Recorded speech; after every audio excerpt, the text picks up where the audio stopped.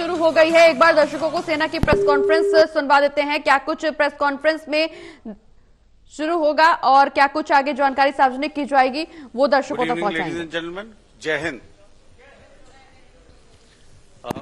Welcome to this second special press conference on Operation Sindoor.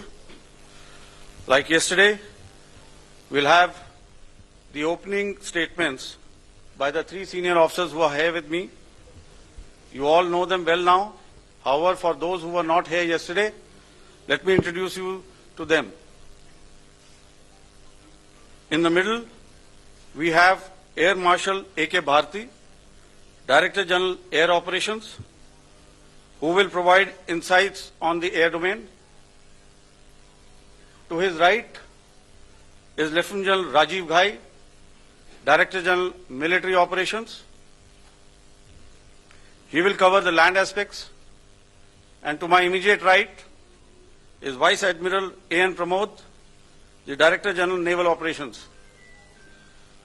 Following these briefings, we will be having a few question and answers. May I now request the DG Air Operations to commence the proceedings.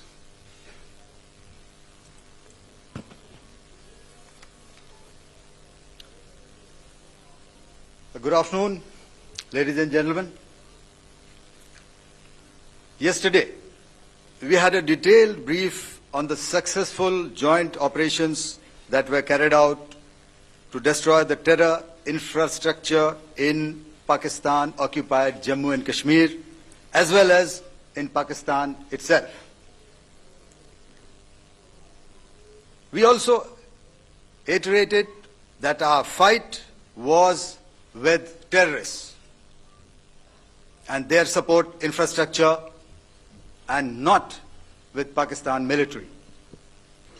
However, it is a pity that the Pakistan military chose to intervene and bat for the terrorists, which compelled us to respond in kind. दोस्तों, हमारी लड़ाई आतंकवाद और आतंकवादियों के खिलाफ थी। इसलिए 7 मई को हमने केवल आतंकवादी ठिकानों पर ही हमला किया था। पर अफसोस इस बात का है कि पाकिस्तानी सेना ने आतंकवादियों का साथ देना उचित समझा और इस लड़ाई को अपनी लड़ाई बना ली।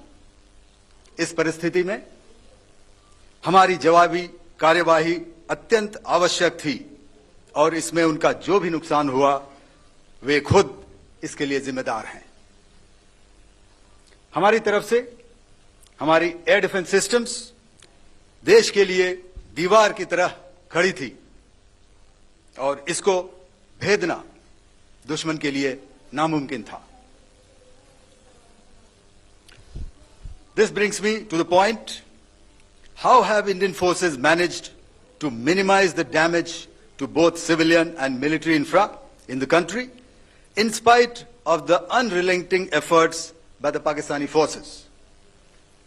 Most of you and the majority populace within the country have had a lot to say about the layered and integrated air defense systems put in place by the Indian Armed Forces, which includes the assets of the Indian Army, the Indian Navy, in addition to the primary air defense assets of the Indian Air Force.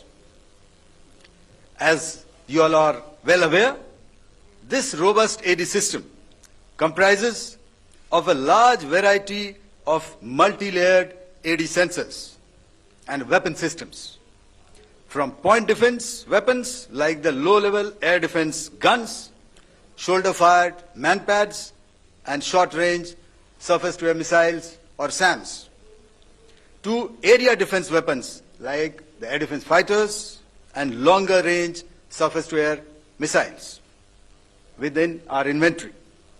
Additionally, the numerous waves of drones and unmanned combat aerial vehicles employed by Pakistan were also thwarted by the indigenously developed soft and hard kill counter-US systems and the well-trained Indian air defense personnel. All this was brought together as an efficient and effective AD environment by the Integrated Air Command and Control System, or the ISCCS of the Indian Air Force, which accords us the net-centric operational capability which is vital to modern days war fighting.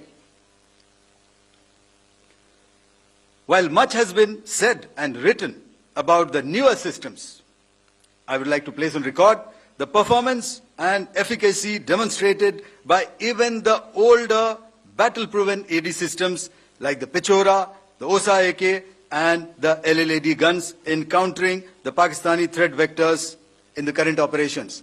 They were all modern generations, but these battle-proven systems stood the test of time and took them on head-on. Another highlight has been the stellar performance of the indigenous air defense weapon system like the Akash system. Here, ladies and gentlemen, I would like to mention that putting together and operationalization of this potent AD environment has been possible over the last decade due to unwavering budgetary and policy support provided by the Government of India in acquiring state-of-the-art equipment and weapon systems. Some of the results achieved in countering the enemy threat vectors over the last week are now being shown on the screen. Shown on the screen is a probable enemy PL-15 missile, which is of Chinese origin. This missile has missed its target, and you can see the pieces now which are available with us. Another weapon system or weapon which was found was the long-range rocket, the pieces of which you can now see on the screen. We have talked about the loiter munitions and the unmanned aerial systems, and here are some of the glimpses of those systems which we have brought down. To your right, with the right undercarriage or the wheel, you can see is the Yeeha system, which is of Chinese origin with Pakistan. You can see some quadcopters and you can see one odd Sonka drone.